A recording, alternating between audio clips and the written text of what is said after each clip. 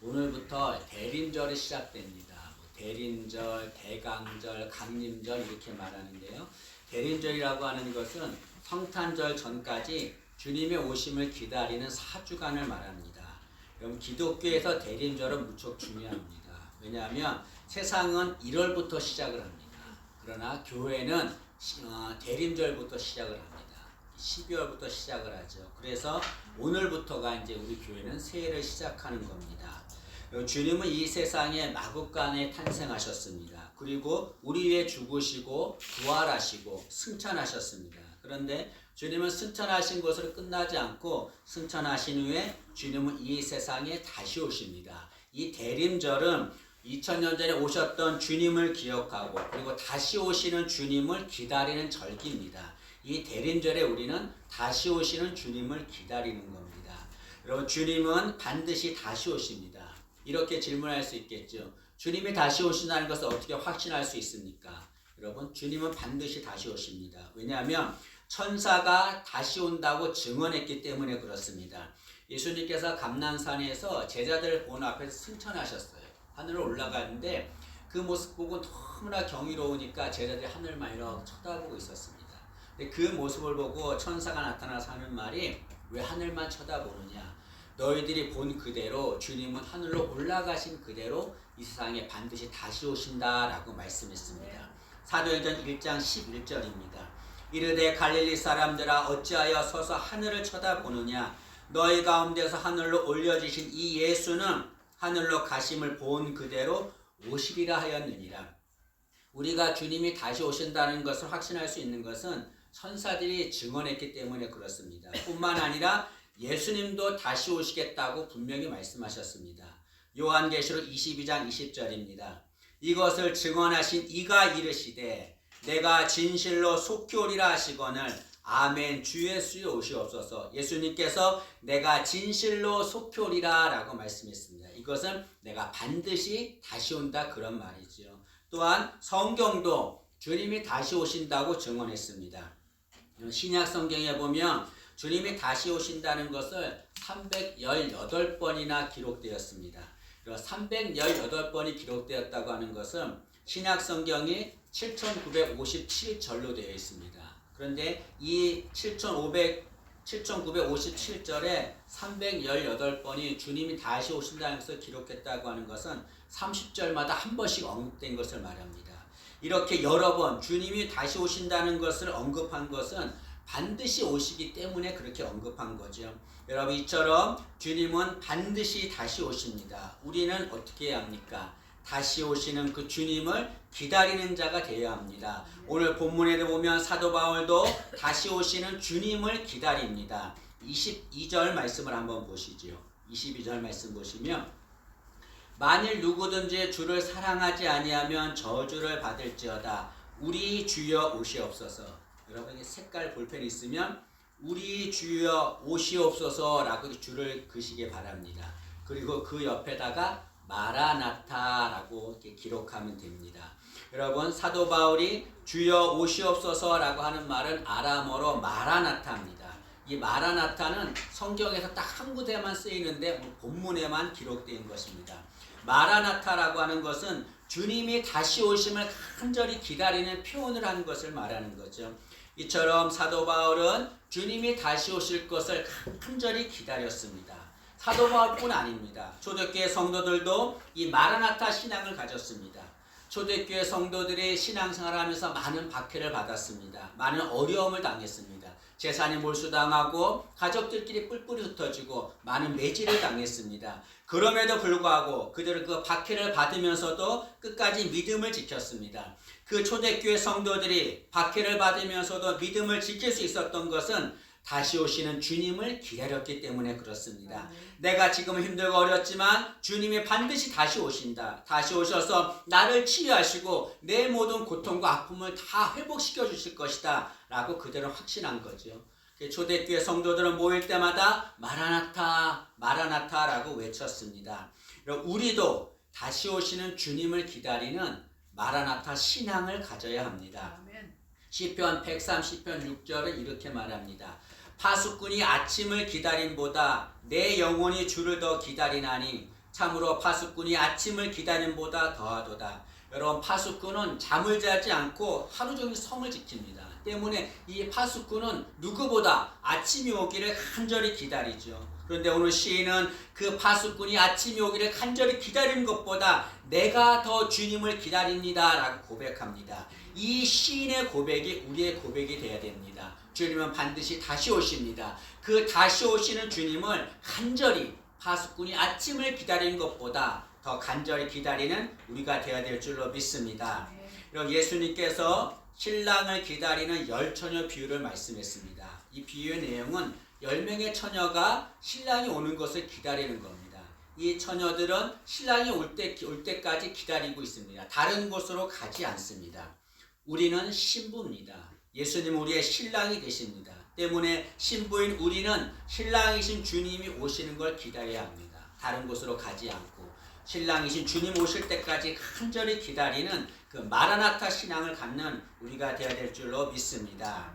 여러분, 예수님께서 내가 다시 오겠다라고 말씀했어요. 그런데 그 말씀만 하시고 언제 오겠다고 하는 날짜를 얘기하지 않았습니다.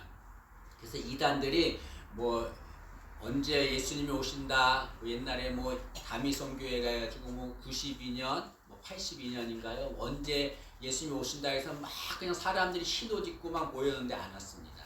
우리가 뒤에 있는 왕국회관도 그들이 이단인 것은 예수님이 이 땅에 오신다고 100번이나 얘기했거든요. 다 틀렸습니다.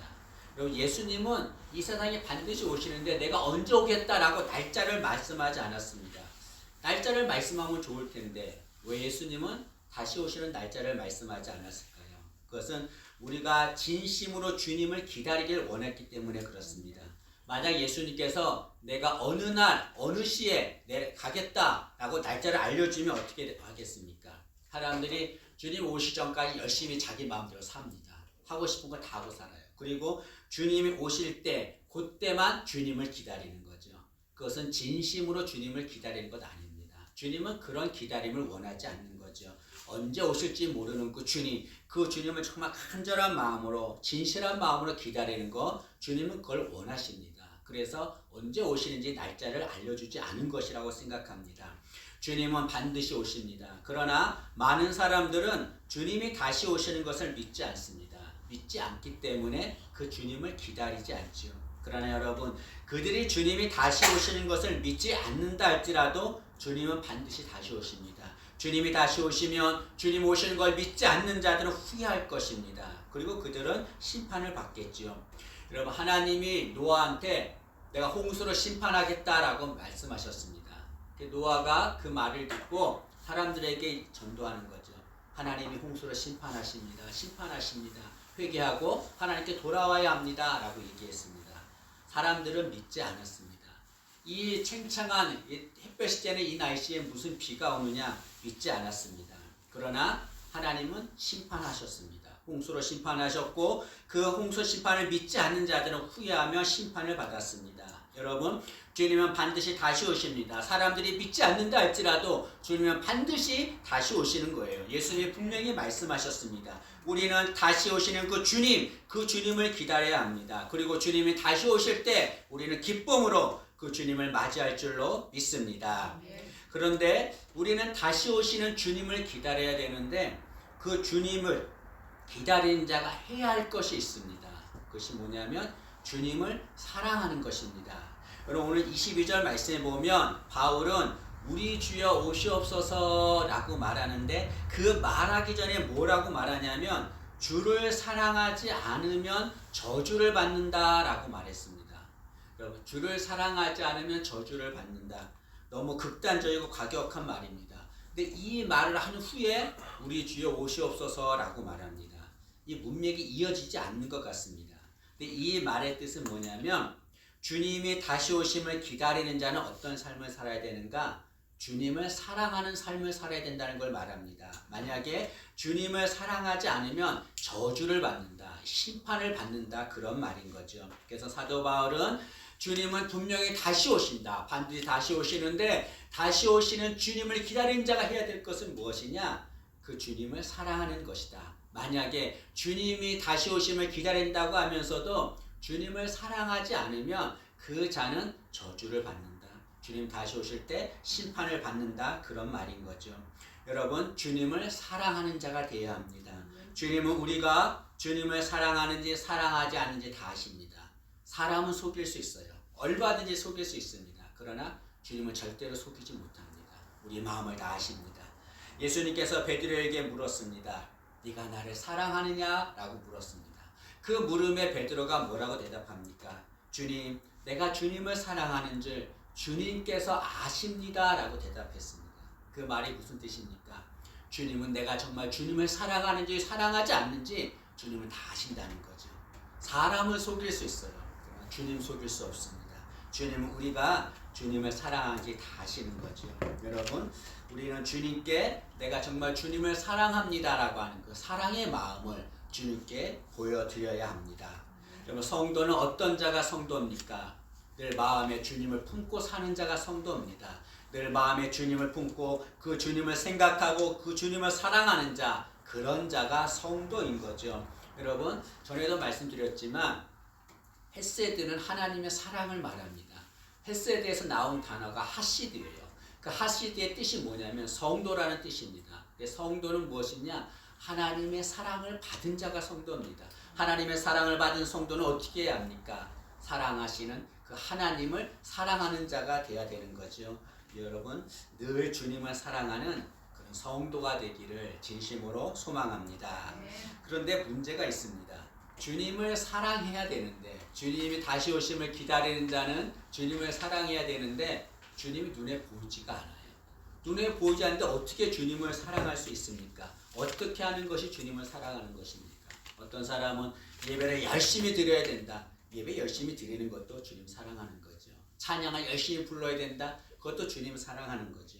그런데 여러분, 주님은 눈에 보이지 않는데 눈에 보이지 않는 주님을 사랑하는 방법이 있습니다. 그것이 뭐냐면 이웃을 사랑하는 거죠. 우리 교회 성도를 사랑하고 가족을 사랑하는 겁니다. 왜냐하면 이웃을 사랑하는 것이 곧 주님을 사랑하는 것이기 때문에 그렇습니다. 마태복음 22장 37절에서 40절에 예수님이 이렇게 말씀하셨습니다.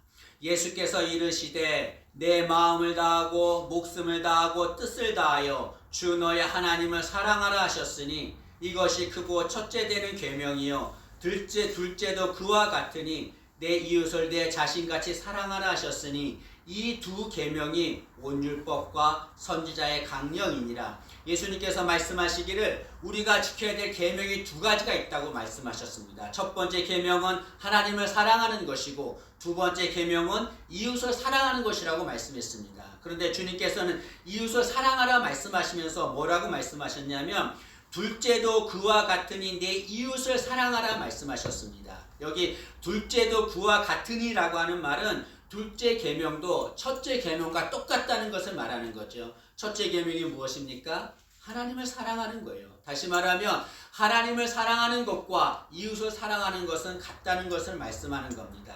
그래서 여러분, 주님을 사랑하는 자, 그런 자는 이웃을 사랑하는 자가 되어야 합니다. 여러분, 주님은 반드시 다시 오십니다. 다시 오실 때 우리가 이웃을 사랑하지 않는 것에 대해서 책망하십니다. 마태복음 25장에 보면 예수님께서 이 세상에 다시 오실 때 그때 일어날 일에 대해서 말씀하십니다. 그것이 뭐냐면 주님은 다시 오셔서 사람을 둘로 나눠요.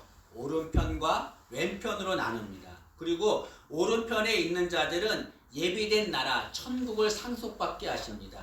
그 이유가 무엇이냐면 주님이 말씀하시기를 그들은 주님이 줄일 때 먹을 것을 주었고 목마를 때 마시게 하였고 나그네 되었을 때 영접하였고 헐벗었을 때 옷을 입혔고 병들었을 때에 돌아보았고 옥에 갇혔을 때 와서 보았기 때문이다 라고 말씀했습니다.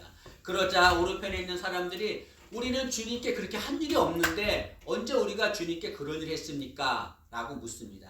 주님께서 말씀하시기를 지극히 작은 자에게 한 것이 곧 내게 한 것이니라 라고 말씀했습니다. 다시 말하면 작은 이웃을 사랑하는 것, 그것이 곧 나를 사랑하는 것이라는 거죠. 그리고 왼편에 있는 자들에게는 영원한 불 지옥으로 들어가게 하셨습니다. 그 이유가 무엇입니까? 그들은 주님이 줄일 때 먹을 것도 주지 않았고 목마를 때 마실 것도 주지 않았고 나그네 되었을 때 영접하지도 않았고 헐벗을 때 옷을 주지도 않았고 병들었을 때 돌아보지도 않았고 옥에 갇혔을 때 보지 않았기 때문이다라고 주님 말씀했습니다. 왼쪽에 있는 사람들이 묻습니다. 언제 우리가 주님께 그렇게 했습니까? 우리는 그렇게 하지 않았습니다 라고 말합니다. 예수님 말씀하시기를 지극히 작은 자에게 하지 않은 것이 곧 내게 하지 않은 것이다 라고 말씀했습니다. 다시 말하면 이 세상에서 어려운 이웃들을 사랑하지 않는 자, 어려운 이웃들 돌보지 않는 자, 그런 자들은 주님을 사랑하지 않는 자라는 것을 말씀하는 거죠. 주님은 반드시 다시 오십니다. 다시 오셔서 주님을 사랑하지 않는 자를 심판하십니다. 누가 주님을 사랑하지 않는 자입니까? 이웃을 사랑하지 않는 자가 주님을 사랑하지 않는 자입니다. 누가 주님을 사랑하는 자입니까? 이웃을 사랑하는 자가 주님을 사랑하는 자입니다. 이 세상 다시 오시는 주님께서 이웃을 사랑하는 그들을 주님께서 천국으로 인도할 것입니다. 여러분, 이 사도 바울이 이 고린도 전서를 썼을 때 이 당시 고린도 교회 상황이 어땠냐면 이 고린도 교회 성도들은 많은 은사를 가졌습니다. 여러 가지 은사를 가졌어요. 그런데 문제가 뭐냐면 이 사람들은 자신들의 가진 은사만 최고라고 생각합니다. 그래서 은사를 갖지 못한 자들, 그 자신과 다른 은사를 가진 자들, 그런 자들을 멸시하고 무시했습니다. 그로 인해서 교회는 분열되었고 많은 문제가 발생했습니다. 고린도 교회 성도들은 많은 은사가 있었지만 그들은 성도들을 사랑하지 않았습니다. 그런 모습을 보고 사도 바울이 사랑할 것을 강조했습니다. 그것이 고린도전서 13장입니다. 사도 바울은 고린도전서 13장을 기록하면서 말씀합니다. 너희들이 아무리 많은 능력이 있다 할지라도, 아무리 많은 은사가 있다 할지라도 사랑하지 않으면 그것은 아무런 유익이 없다고 말했습니다. 그리고 그런 은사는 소리나는 구리와 울리는 꽹과리에 지나지 않는다고 말씀했습니다. 여러분, 은사가 중요하죠. 그러나 은사와 능력을 행하는 것보다 중요한 것이 있습니다. 그것은 이웃을 사랑하는 겁니다. 내가 받은 은사를 가지고 이웃을 섬기는 거예요. 그것이 주님이 은사를 주신 목적인 겁니다. 그러나 고린도 교회 성도들은 그렇게 하지 않았습니다. 받은 은사를 가지고 자신을 드러내고 자신만을 자랑했습니다. 사랑하지 않았습니다. 사도 바울이 책망한 거죠. 여러분, 우리는 어떻습니까? 내가 주님께 받은 많은 것들이 있습니다. 그 많은 것들을 가졌으면서도 나만을 위해서 사랑합니다. 그러나 주님은 그걸 원하지 않는 거죠. 주님께 받은 그것들, 이웃을 사랑하라고 주님이 주신 겁니다. 그럼 내가 받은 것들, 그것을 이웃을 위해 사랑하는 데 쓰임받기를 진심으로 소망합니다. 여러분, 주님을 사랑하는 마음으로 이웃을 사랑하는 여인이 있습니다. 그 여인의 이름은 서서평 선교사입니다. 이 여인은 1912년 미국의 간호사였는데 엘리자벳 셰핑이라고 하는 여인이었습니다. 이 여인이 조선에 옵니다. 선교사로 오죠. 그래서 이름을 서서평이라고, 엘리자벳 셰핑, 이 셰핑이라는 이름을 서서평이라는 이름을 바꿔서 서서평이라는 이름으로 선교했습니다. 그녀는 선교하면서 어려운 이웃을 사랑으로 돌봤습니다. 그녀는 13명의 고아를 입양했고 38명의 과부를 데려와서 함께 살았고 한센병 환자들을 돌봤습니다. 그녀 때문에 소록도의 한센병원과 요양원이 세워졌습니다. 그녀는 선교사로 있었기 때문에 미국에서 생활비를 보내줬습니다. 그러나 그녀는 미국에서 보내는 생활비를 자신보다 이웃을 위해 사용했고 자신은 보리밥과 된장국을 먹으며 검정 고무신을 신고 살았습니다. 그녀는 22년 동안 조선에 와서 선교를 했는데 그리고 54세의 나이로 병으로 천국에 가고 말았습니다. 그녀의 병명이 뭐였냐면 간염과 영양실조였습니다. 그녀는 많은 것을 가지고 있었지만 자신을 위해 사용하지 않고 이웃을 사랑하면서 그들에게 베풀었기 때문에 제대로 먹지 않아서 영양실조가 걸린 거죠. 그녀가 죽은 다음에 이 세상에 남긴 것이 무엇입니까? 그것은 담요 반조각, 동전 7전, 강냉이 가루 2업이 전부였습니다. 그녀의 옹구가 옮길 때 많은 입양 자녀들과 한센병 환자들이 어머니라 부르며 그를 따랐습니다. 그리고 광주 최초로 광주 시민 사회장으로 장례를 치렀습니다. 그 당시 동아 일보는 이렇게 평했습니다. 서서평은 다시 태어난 예수다라고 평했습니다.